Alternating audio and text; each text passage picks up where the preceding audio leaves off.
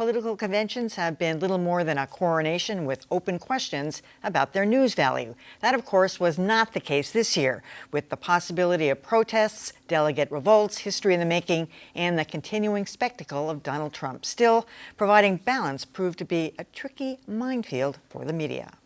CBS's 60 Minutes kicked off the network's DNC coverage last Sunday with an exclusive interview with Hillary Clinton. We ran our campaign. We ran hard. But what was conspicuously missing was any question about emails, leaving the grassy knollers all at Twitter over why the most critical question of the day was left on the cutting room floor. Something that's in the news today, some internal emails from the Democratic National Committee have come out that appear to show an effort to undermine the candidacy of Bernie Sanders. That question made air Monday. By then, DNC party chair Debbie Wasserman Schultz was history.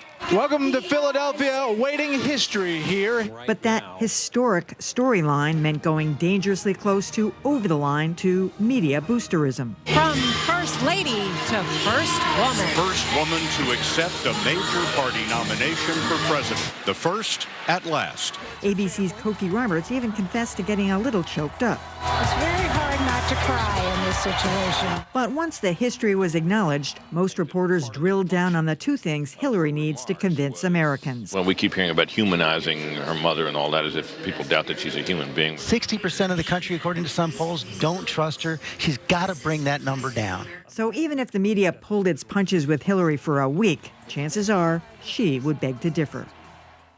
Adam, you were at both conventions, and I'm wondering if you often on site you have a completely different sense than you do watching at home, but I just felt a marked enthusiasm, an uptick from the general, even-handed approach of last week, that everybody was more into this. And I'm talking about the anchor people, the reporters. I mean, this whole historic moment thing just took off like it was.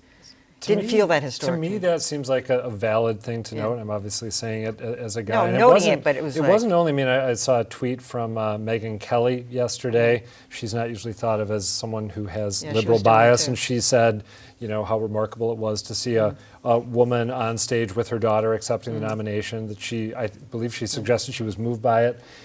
There was a piece by Ellen Ratner in WorldNet Daily, which is a pretty hard-right site, arguing that the coverage of the conventions was unfair and that too many people in the media were saying that the RNC was dark, whereas the DNC was optimistic. I got to say, I think that's totally off base. I was at both conventions. If you were in the RNC and you listened to what all the speakers were talking about, you were terrified to walk outside. If you were at the DNC and you wanted to walk out, you thought the world was a kind, friendly, happy place. I saw that, but there were a lot of headlines that used the term dark, which is probably I think it's valid. Yeah, but that was a fair point of comparison. Certainly there is a situation here in which you have the first female presidential candidate, just as 8 years ago we had the first African-American presidential candidate, and that is going to appeal to the media. Plus, I think it's safe to say that the Democrats put on a better show, and the media likes a better show. But we also have this very interesting situation that we can't avoid, in which the Republicans have nominated somebody who is unqualified to be president by temperament, experience, anything else you want to look at. That's just a fact, and that really can't be avoided. Yeah, I think that the deficit of programming ability and the deficit of the candidate on the RNC's part is the bigger issue than the DNC's relative comparative success. Ezra Klein had a piece this week saying it isn't really an election between left and right, it's between sort of normal and abnormal. And you really see that in the ways in which the RNC did not have the rhythms of a normal convention night.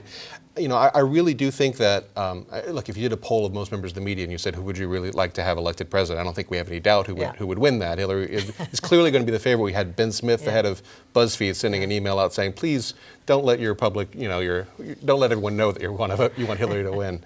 But that sort of difference is something that is as much on the RNC's part than on the DNC's, I think. Okay, so as to the dark thing, I just want to say that the people inside the stadium by polls anyway, felt very enthused and positive about, even though it was perceived by the media to be quite dark. Like Republicans. Yes, at the Republican convention. And likewise at the Democratic, wasn't conceived to be dark, but people felt very enthused about what happened there. So you got to put that on the table as well. And I do want to underscore what Dan said. There's a lot to be said about a first. And if she's the first woman, and she is, to make it this far, there was going to, rightly so, should have a lot of commentary about it. Now, your point was, should people be Cokie Roberts weeping? Yeah, okay, I don't know. But there's a lot to be said about a moment in time, and this was one. I just want to bring it around to that 60 Minutes thing, because people were talking about that. I don't see any way you leave the story of the day off the main broadcast, which is what everyone watches. They put it on the web, and then the next day, because I happened to see it, they ran it on the CBS Evening News. That was ridiculous. That's not enough. That was not enough. I think that was crazy. I'm shocked, actually, because they're very, very good at having a news. And this is Scott Pelley. Come on.